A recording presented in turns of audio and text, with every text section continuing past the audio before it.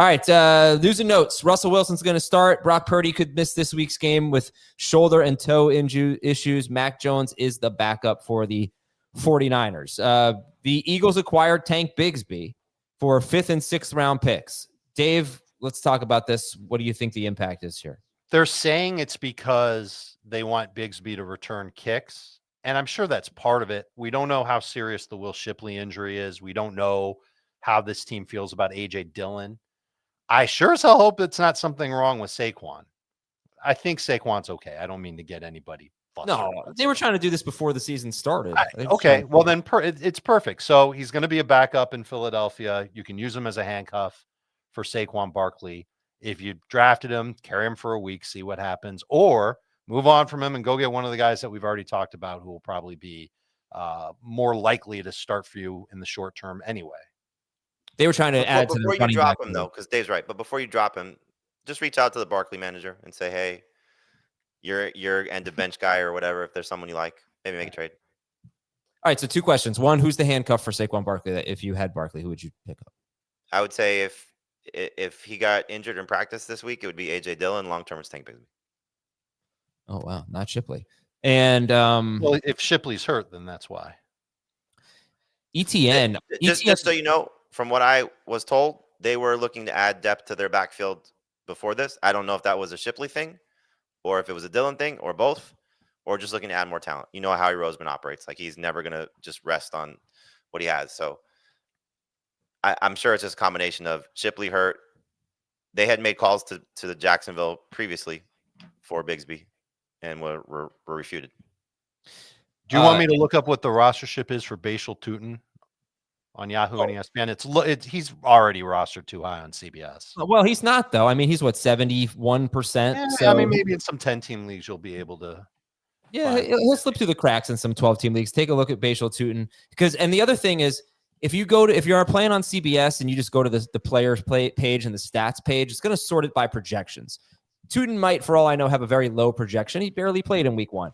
So go to the roster trends and go to the most rostered players and sort by free agents. And that's how you won't miss anybody who, oh my gosh, this guy's rostered in 85% of leagues. He happens to be available in my league. He might be on a bye 1 week, so check out the most rostered list. One thing to do before that, though, search by most viewed first, because you'll get an idea of what the fantasy community is looking at.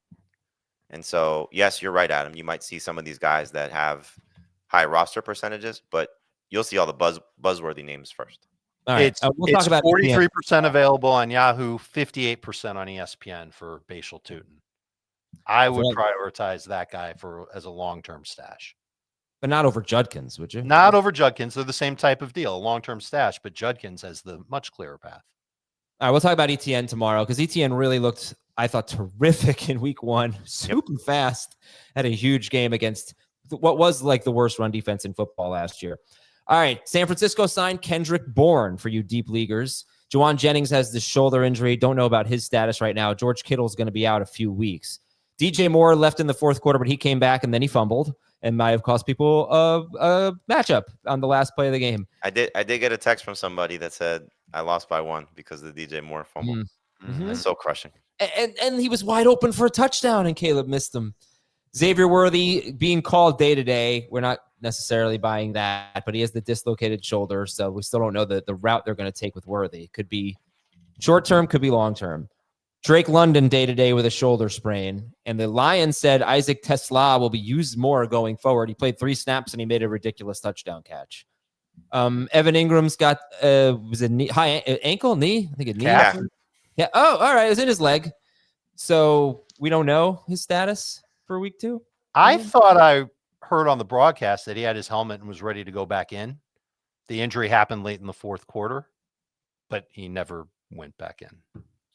All right, we're expecting Brock Bowers to play through a minor knee injury, and Rams tight end Colby Parkinson is a sprained AC joint. Probably not fantasy relevant.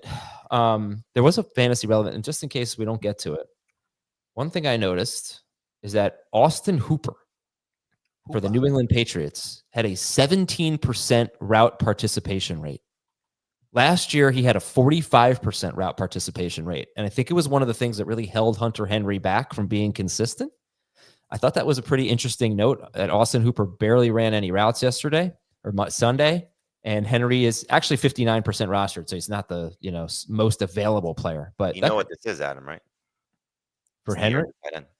it does appear to be the year of the tight end. I mean, I looked at, it's funny because like I try to give drop candidates for every position to, hey, if you're going to pick up this guy, drop. I was like, I can't drop that guy. No, can't drop. And it's got to be, somebody heavily rostered. Like you're not dropping AJ Barner, for example. So I guess it's Darren Waller. Like he was the closest one. Like you can't drop any of these guys. The high end guys are not dropping. And I was looking at like, all right, maybe you drop Engram. No, don't do that yet. Like it's just like there's nobody to drop. They're all good. Engram was the one who I was going to ask you about. I was going to put Engram on the drop-o-meter. But you'd have to feel like you were really missing out on something special with Fannin or Jauan Johnson. I would think in the case of that, you'd want to carry 2 tight ends and try to find somebody else to drop. But like you're right. I don't want to drop Andrews yet. I don't want to drop Engram yet. Like those are the 2 high-end guys I looked at were just, relatively bad from the guys drafted as starters. And I did write this before Loveland. So, if you want to drop Loveland in a non-keeper league, I guess you can make that move too, but I wouldn't do it yet. But yeah, it's tough. It's a crazy week. All right, some offensive line news. Cincinnati guard Lucas Patrick is going to miss a couple of weeks with a calf injury. San Francisco, their line stunk in week 1, and Ben Bartsch, their left guard, is day-to-day. Houston, couple of offensive line injuries. Miami with some offensive line injuries. James Daniels is out 3 to 4 weeks for them. And the Rams have a couple of offensive line injuries. Could be tough. The next couple of weeks could be tough for Kyren Williams. I mean, he'll still get his work, but at Tennessee and at Philadelphia for Kyren Williams. Avila said he's going to be okay. Okay, well, that's good. Kevin Dotson, offensive guard. He's week to week with an ankle injury for the Rams. And on defense, Saints safety Julian Blackmon's likely out for the season. Minnesota linebacker Blake Cashman left with a hamstring injury. He's a really good player. Looks like the Chargers are going to be without Denzel Perryman for a bit. He has a high ankle sprain. Seattle could be getting one of their best defensive players back this week. Uchenna Nwosu could play. Miami cornerback Storm Duck is out a couple of weeks. It's not How good. about the Colts cornerbacks? Jalen Jones and Charvarius Ward. Jalen Jones has a hamstring injury. Charvarius Ward's in the concussion protocol. They're facing Denver this week. Okay. And Seattle safety Nick Emanwari left with an ankle injury, and I think he's going to be out for a bit. Here are just real quick, a couple of crazy stats from CBS Sports' John Breach. Josh Allen became the first quarterback in the last 35 years to record at least 250 total yards and 3 touchdowns in the fourth quarter of a win. Jahmyr Gibbs caught 10 passes for 31 yards against the Packers, the fewest yards in NFL history for a player who caught at least 10 passes in a game.